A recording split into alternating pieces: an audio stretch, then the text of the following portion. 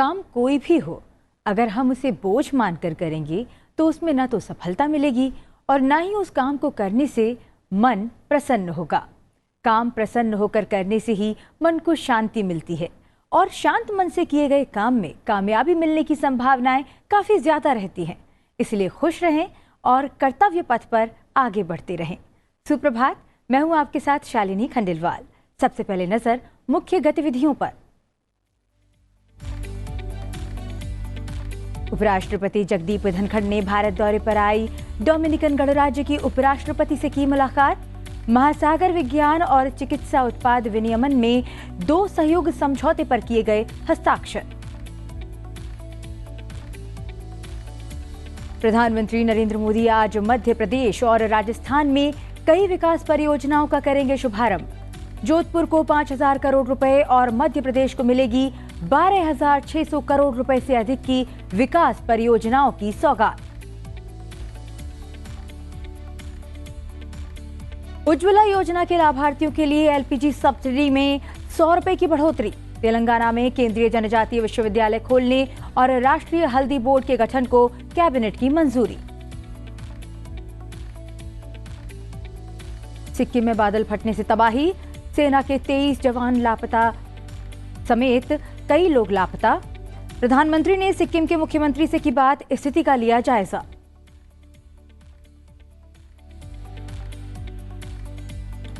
और भारत की मेजबानी में क्रिकेट वर्ल्ड कप का आज से होगा शुभारंभ। इंग्लैंड और न्यूजीलैंड के बीच अहमदाबाद के नरेंद्र मोदी स्टेडियम में खेला जाएगा पहला मैच।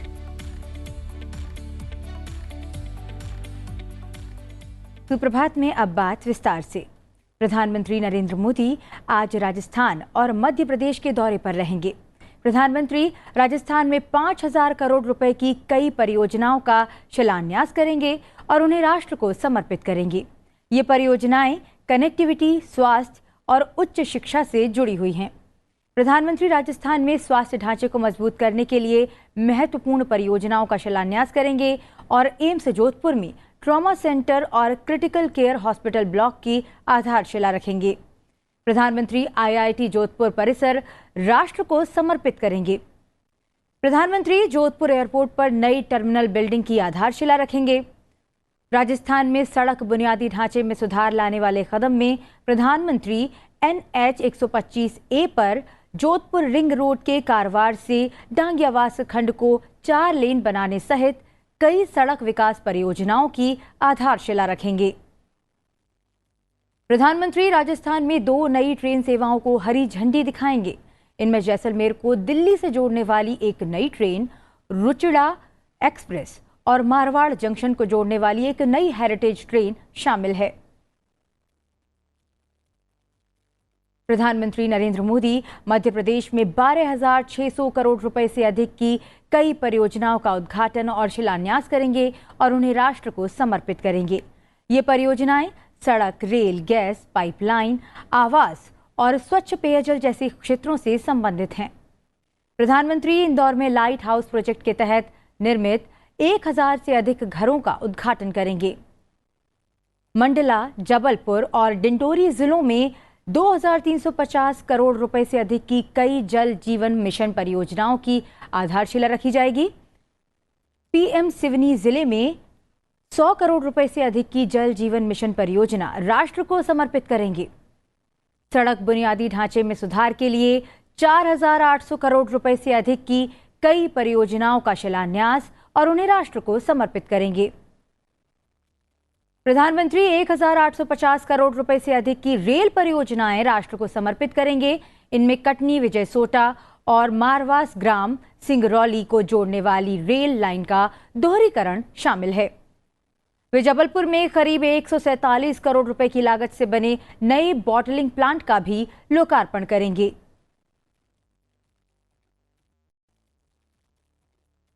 प्रधानमंत्री की अध्यक्षता में कल बुधवार को हुई केंद्रीय मंत्रिमंडल की बैठक में कई अहम फैसलों को मंजूरी दी गई, जिसमें उज्ज्वला योजना के लाभार्थियों के लिए 300 रुपए प्रति सिलेंडर सब्सिडी देने, राष्ट्रीय हल्दी बोर्ड की स्थापना समेत कई निर्णय शामिल हैं।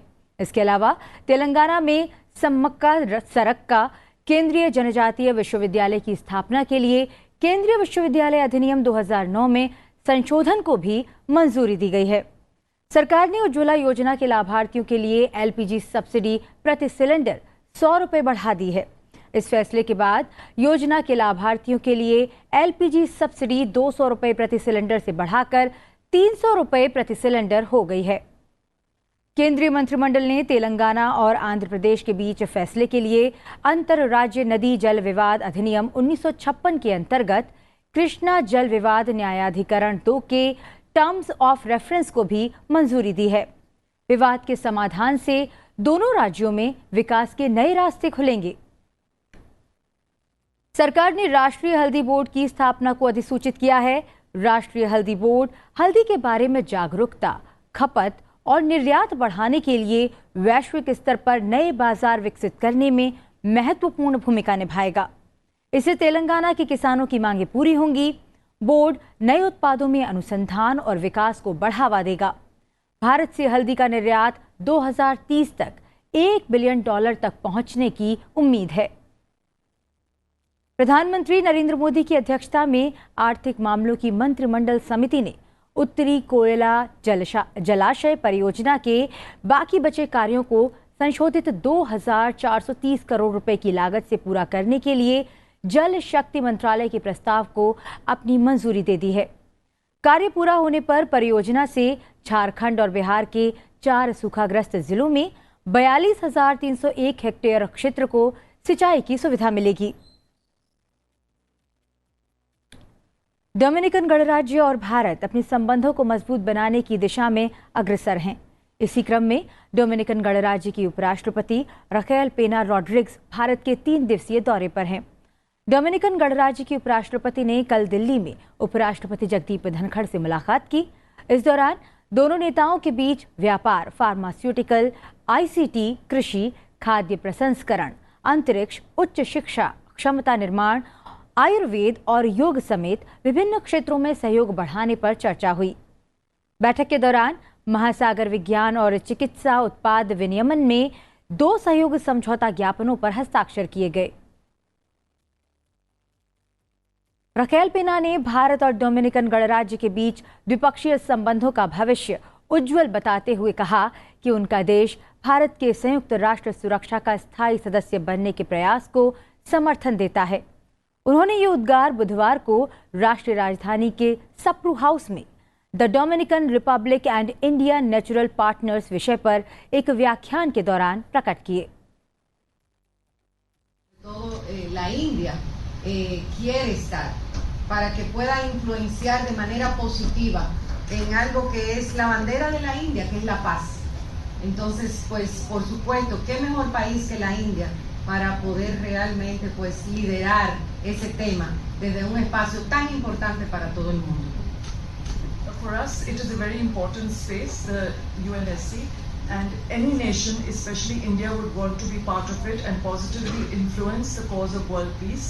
What I would like to say is, what better country than India to be part of this forum? उपराष्ट्रपति जगदीप धनखड़ ने कल दिल्ली में अपने निवास पर IAS 2021 बैच के सहायक सचिव स्तर के अधिकारियों से मुलाकात की। इस मौके पर उपराष्ट्रपति ने अधिकारियों से समर्पण भाव से राष्ट्र निर्माण के लिए काम करने का आह्वान किया। उन्होंने कहा कि भारत बहुत तेजी से आगे बढ़ रहा है और 2047 में जब देश स्वतंत्रता की शताब्दी मनाएगा तो वो दुनिया का नेतृत्व कर रहा होगा। ऐसे में IAS अधिकारियों की जिम्मेदारी और बढ़ जाती है। You are chosen by destiny to serve our motherland Bharat for larger global welfare. बहुत सही कहा मैडम ने। We are on march to 2047. हमारा लक्ष्य है भारत एट 2047। आप सबके सब will be in very critical positions. You will be part of decision making. You will be steering governance. आपके कंधों पर तब बहुत बड़ा भार होगा। I therefore call you foot soldiers of Bharat at 2047. When Bharat will celebrate centenary of its independence, Bharat का क्या दिशा होगी, क्या दशा होगी, क्या स्थिति होगी, दुनिया में क्या नाम होगा, इसमें आपका करिश्मा, आपका कर्तव्य बहुत हद तक आएगा। इतने बड़े हवन में आपकी जो आहुति है वो गेम चेंजर होगी। इस मौके पर उपराष्ट्रपति ने कहा कि देश में अब बदलाव आया है, भ्रष्टाचार अब बीते जमाने की बात हो गई।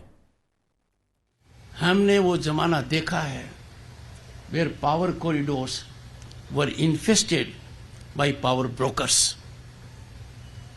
करप्शन का बोलबाला था, corruption was the norm. Power brokers used to dictate terms. देखते देखते कहां आ गए। Power corridors have been sanitised. Power brokers who used to extra legally leverage decision making, वो पता नहीं कौन से जमाने की बात है, हम भूल गए। ये चेंज आया है। उपराष्ट्रपति ने कहा कि देश में हमेशा कहा गया कि कानून से ऊपर कोई नहीं है, लेकिन सही मायनों में ये अब हकीकत बना है। कानून से ऊपर कोई नहीं है, ये पहले एक कहावत थी, आज हकीकत है। कोई कितना ही बड़ा हो, किसी भी खानदान का हो, what ever be the lineage, the law is always about you have to conform to rule of law. कानून के सामने सब बराबर है। And we are lucky to have at a global level very robust judicial system where you can get justice, and on some occasions at a speed unknown to any part of the world. Lok Sabha अध्यक्ष ओम बिरला ने अपने संसदीय क्षेत्र कोटा में युवा खिलाड़ियों के लिए नवनिर्मित यूथ हॉस्टल का लोकार्पण किया। उन्होंने जल्द ही इसके दूसरे चरण का काम शुरू होने की उम्मीद जताई। इस मौके पर उन्होंने कहा कि देश के अन्य शहरों से पर्यटन, खेल और अन्य कारणों से कोटा आने वाले युवाओं और खिलाड़ियों को यूथ हॉस्टल सुविधाजनक आश्रय की सुविधा प्रदान करेगा। उन्होंने कहा कि विभिन्न प्रदेशों के युवा साथ रहेंगे तो उनमें एकता की भावना भी मजबूत होगी। लोकसभा अध्यक्ष ने कहा कि यूथ हॉस्टल में दूसरे चरण का निर्माण कार्य शीघ्र प्रारंभ होगा। उन्होंने कहा कि कोटा में अंतर्राष्ट्रीय स्तर के स्पोर्ट्स कॉम्प्लेक्स के निर्माण के प्रयास करेंगे, जहां एक ही छत के नीचे सारी सुविधाएं मिलेंगी। लोकसभा अध्यक्ष ने यह भी कहा कि युवा देश की शक्ति का केंद्र हैं। उनके मार्ग की बाधाओं को दूर करने के लिए हम प्रतिबद्ध हैं। राजस्थान में कोटा भी स्पोर्ट कॉम्प्लेक्स के रूप में देश और दुनिया में जाना। अब हमारी निगाह अंतर्राष्ट्रीय स्पोर्ट्स कॉम्प्लेक्स बनाने की है, जिसमें एक छत के नीचे सारे स्पोर्ट्स की गतिविधियां एक छत के नीचे मिले। जहां एक छत के नीचे लोगों को जो खिलाड़ी हैं प्रशिक्षण के लिए, उनको एक छत के नीचे मिले। ये कुछ आधा सपना अभी बूंदी में पूरा हुआ है। 25 करोड़ की लागत से बूंदी में सिंथेटिक ट्रैक बना।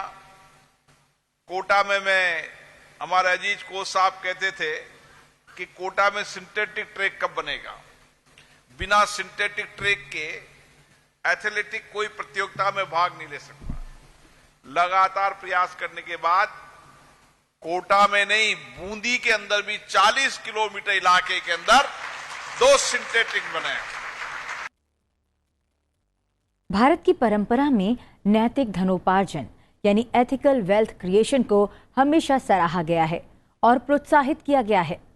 दिल्ली में भारतीय कंपनी सचिव संस्थान के 55वें स्थापना दिवस समारोह को संबोधित करते हुए राष्ट्रपति द्रौपदी मुर्मू ने ये बात कही। इस मौके पर उन्होंने कहा कि एक सशक्त और समर्थ भारत के निर्माण में ICSI का योगदान सराहनीय है। इस संस्थान ने अपने आदर्श वाक्य सत्यम वद धर्मम चर यानी सत्य बोलो और नैतिकतापूर्ण आचरण करो के अनुकूल काम करके न केवल कुशलता और दक्षता का परिचय दिया है, बल्कि उत्कृष्टता के नए आयाम और मानक भी स्थापित किए हैं। राष्ट्रपति ने इस बात पर संतोष जताया कि ICSI के लगभग 50% सदस्य महिलाएं हैं। ये महिला सशक्तिकरण और समान अधिकार की दिशा में एक बड़ा कदम है। राष्ट्रपिता के बताए गए 7 सीन्स में से 3 सीन है wealth without work, knowledge without character और कॉमर्स विदाउट एथिक्स। उपरोक्त 3 सीन्स में संबंधित सीख सदैव आपके मार्गदर्शक होने चाहिए। आपको ये याद रखना चाहिए कि बिजनेस एथिक्स से ज़्यादा जरूरी है एथिक्स इन बिजनेस।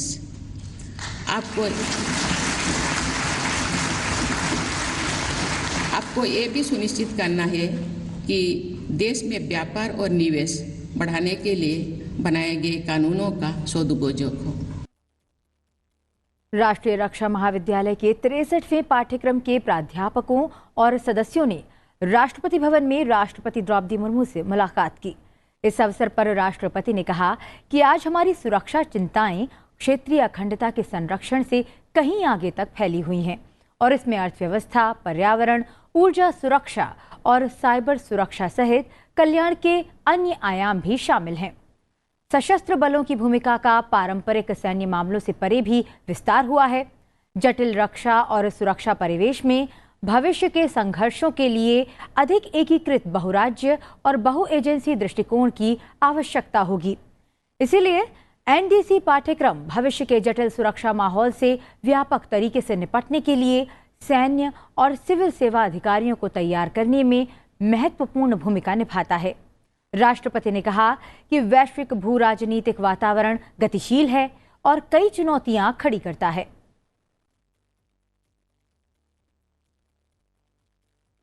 सिक्किम के लोहनक झील के ऊपर अचानक बादल फटने से तीस्ता नदी में भीषण बाढ़ आ गई है।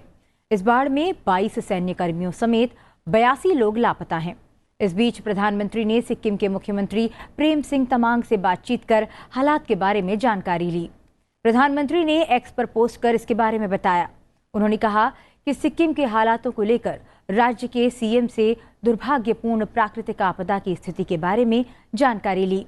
प्रधानमंत्री ने सिक्किम में किसी भी चुनौती से निपटने में हर संभव सहयोग का आश्वासन दिया है। बाढ़ में 10 लोगों की मौत हो गई। मरने वाले सभी 10 लोगों की पहचान आम नागरिकों के रूप में की गई है, जिनमें से 3 मृतक उत्तरी बंगाल में बह गए थे। अब तक 166 लोगों को बचाया जा चुका है, जिनमें एक सैन्य कर्मी भी शामिल है। कैबिनेट सचिव राजीव गौबा की अध्यक्षता में राष्ट्रीय संकट प्रबंधन समिति ने बुधवार को बैठक की और सिक्किम में स्थिति की समीक्षा की।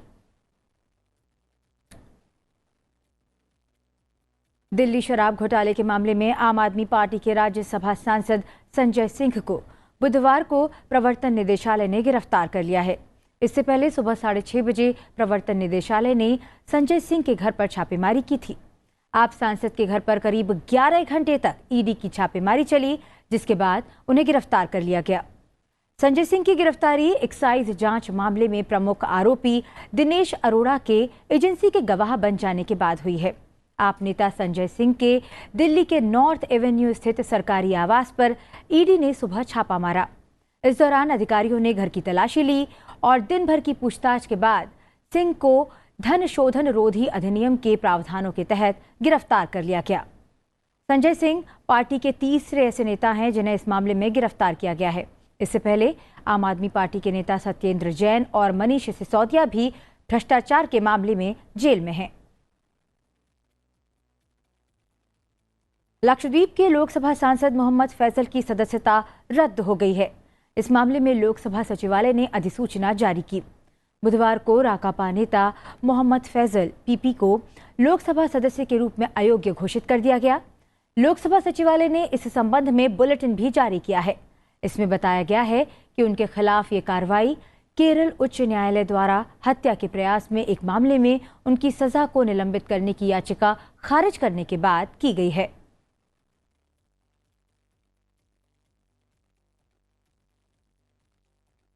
और अब बात करते हैं नोबेल पुरस्कार की।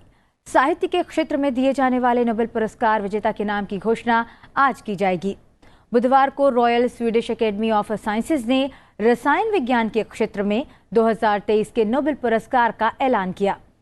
इस साल ये सम्मान संयुक्त रूप से मैसाचुसेट्स इंस्टीट्यूट ऑफ टेक्नोलॉजी से मोंगी जी बाविंडी, कोलंबिया विश्वविद्यालय से लुइस ई ब्रूस और नैनो क्रिस्टल टेक्नोलॉजी में काम करने वाले एलेक्सी आई एकिमोव को दिया गया है।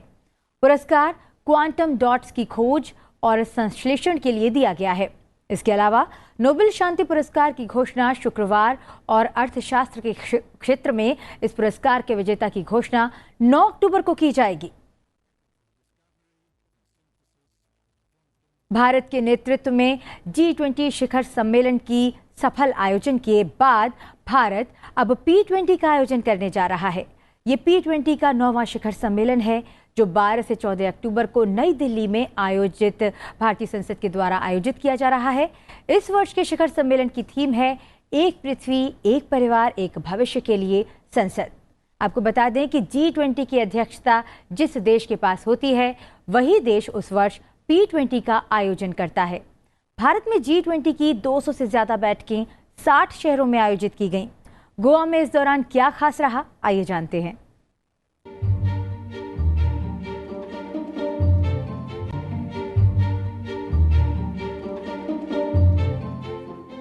It was really fabulous, so much hospitality here and so much great things to see, such culture, such nature. So I can really recommend coming to Goa.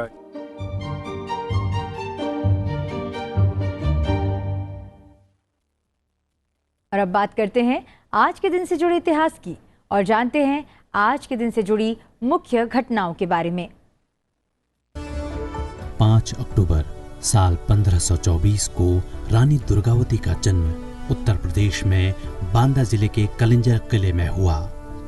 Durgavati Bharat की एक प्रसिद्ध वीरांगना थी जिन्होंने मध्य प्रदेश के गोंडवाना क्षेत्र में शासन किया। उनके पति राजा दलपत शाह की असमय मृत्यु हो गई, जिसके बाद दुर्गावती ने अपने पुत्र वीर नारायण को सिंहासन पर बैठाकर उसके संरक्षक के रूप में स्वयं शासन करना शुरू किया। साल 1564 में जबलपुर के पास बरेला नामक स्थान पर एक ऐतिहासिक युद्ध हुआ। इस युद्ध में दुर्गावती का सामना मुगलों की ओर से आसफ खां से हुआ। युद्ध के दौरान वीरता से लड़ते हुए रानी दुर्गावती को वीर गति प्राप्त हुई। उनके नाम पर जबलपुर में रानी दुर्गावती विश्वविद्यालय है। भारत सरकार ने साल 1988 में रानी दुर्गावती के बलिदान दिवस पर एक डाक टिकट जारी कर रानी दुर्गावती को याद किया। कहते हैं शिक्षक वो जरिया होता है जो शिष्य को उसकी मंजिल तक पहुंचाता है।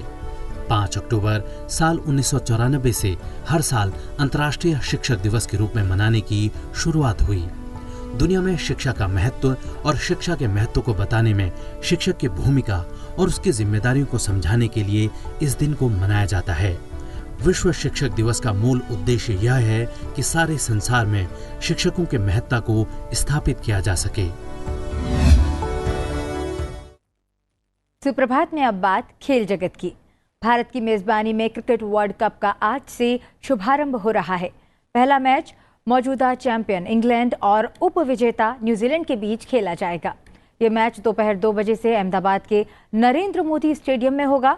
दोनों ही टीमों के कुछ अहम खिलाड़ी चोट की वजह से उद्घाटन मुकाबला नहीं खेल पाएंगे।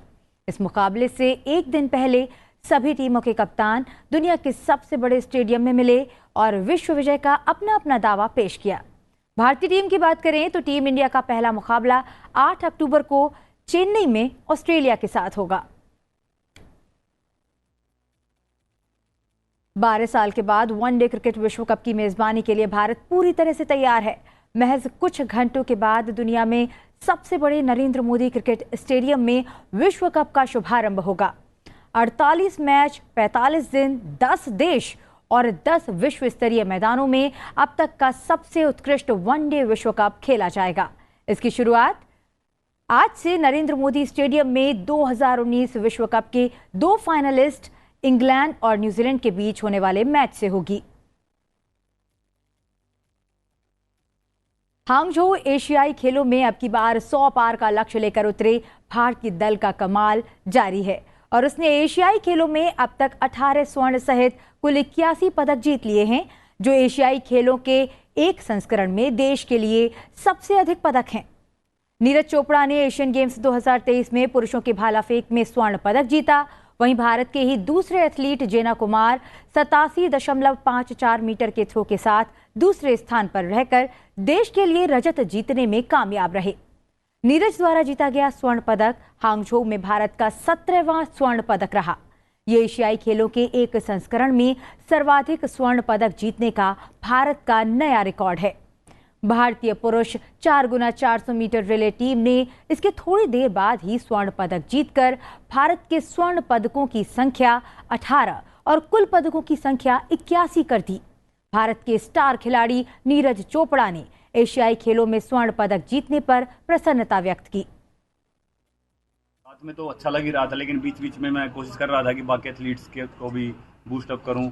और जब कंपटीशन खत्म हो गया तो एक ही फ्लैग था हमारे पास, तो हम दोनों एक ही फ्लैग के साथ घूम रहे थे। वो भी एक प्राउड मोमेंट था कि हम फाइनली वो एक मोमेंट आ गया कि हम एक फ्लैग के साथ दोनों एथलीट जा सकते हैं, क्योंकि दोनों इंडिया से हैं। तो बहुत मज़ा आया वो चीज़ देख के। और हम साथ में जब हम वहाँ पे थे फिनिशिंग पे 400 मीटर रिले की, तो तब वहाँ पे फिर अपना गोल्ड आया, तो वो अलग ही वो था। फिर हम उनसे मिले जाके, तो ये जो इतने बड़े कंपटीशन में और इतने बड़े स्टेडियम में ये चीज़ देखना एक ड्रीम ही मान लो था, और वो आज पूरा होता दिख रहा था, तो बहुत मज़ा आ रहा था। हमको गवर्नमेंट से, टॉप से और फेडरेशन से और बाकी जो प्राइवेट स्पॉन्सर्स हैं उनसे बहुत ज़्यादा सपोर्ट मिल रही है। और जो सबसे मेन बात है, जो एथलीट्स का माइंड सेट है वो बहुत ज़्यादा अच्छा है अभी, और वो अपने आप को ग्लोबल लेवल पे देख रहे हैं और ग्लोबल लेवल पे कम्पीट कर रहे हैं, ना केवल एथलेटिक्स में, बाकी इवेंट्स में भी, जैसे बैडमिंटन है या बाकी गेम्स हैं, तो वो ऑलरेडी ग्लोबल लेवल पे कम्पीट कर रहे हैं, जीत रहे हैं वहाँ पे।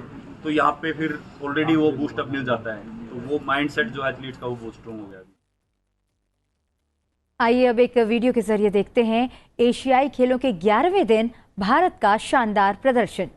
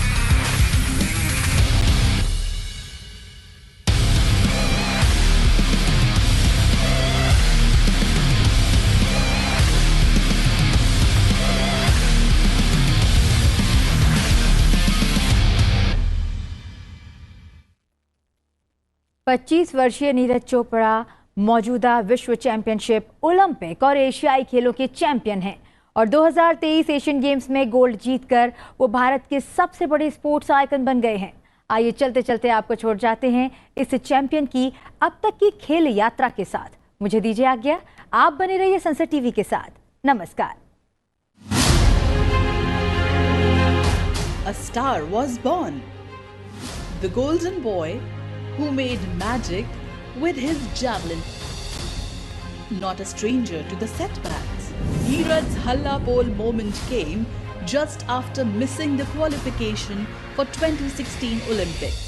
With his junior world record in 2016 World Under-20 Championships Poland. Back in touch. Chopra, the world number one.